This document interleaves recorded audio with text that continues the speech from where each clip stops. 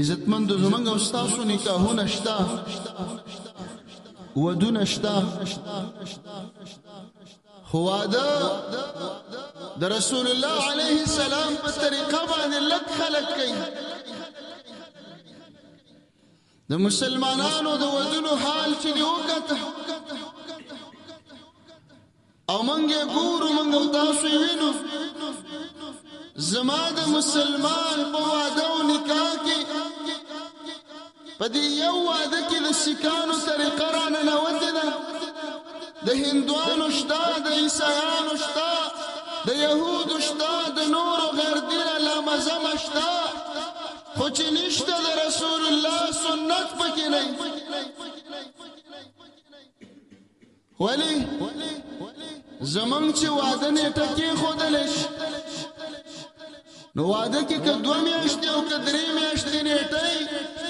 په دغه کور کې به تنبل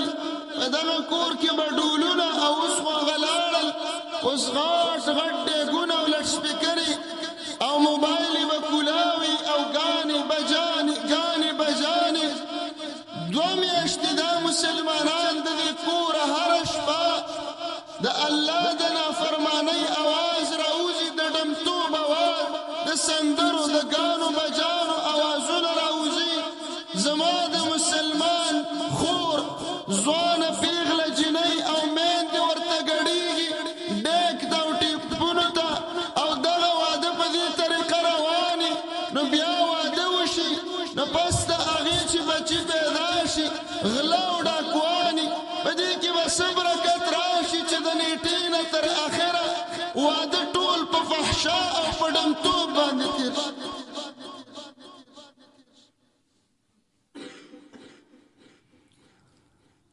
او بعضی مسلمانان چې لږ 100 روپۍ پیدا کړي هغه ورپسې لږ برځي بیا ډمان راولي ډمې راولي اجړاګان راولي هغه خلک راولي ودونو له هر ماسخوتن چې په چا باندې 24 غنټې لعنت ولي زما استا نبی صلی الله علیه وسلم پلار روان دي د شپېلې आवाज واوري د شپېلې موږ تاسو پیژنو ټول بانسری د شپېلې غږیدله आवाज واوري رسول الله علیه الصلاۃ والسلام غوګونو کې ګوتې ورکړلې غوګونه بند کړل روانو صحابي ته په اشاره باندې وایي چې هغه आवाज خو نه راځي د شپېلې आवाज کور ته نه دی راوستی په خپله نه غږی بل ځای نه आवाज راځي د شپېلې وایي आवाز نه راځي د الله رسول علیه السلام غوږونه کلاو کړل او یې فرمایل کوم انسانان چې دا شیزونه دا ډولونه او تبلې او تنبل او باجې او رباب او ستار او شپېلې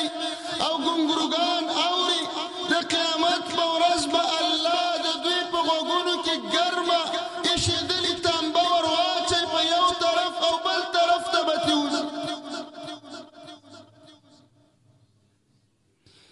زما د مسلمان د واده دغه حال دی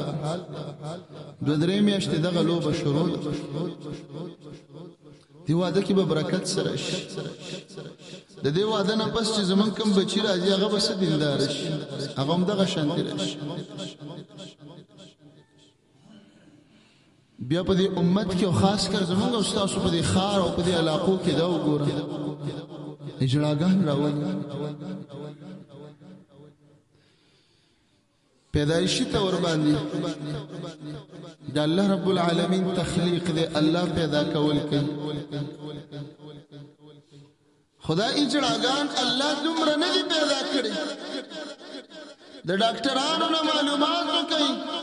دا چرته په زرګونو کې یو الله داسې پیدا کوي خو چې پیدا یې کې دا ورته شریعت نه دی ویلي چې ته به میک اپ کې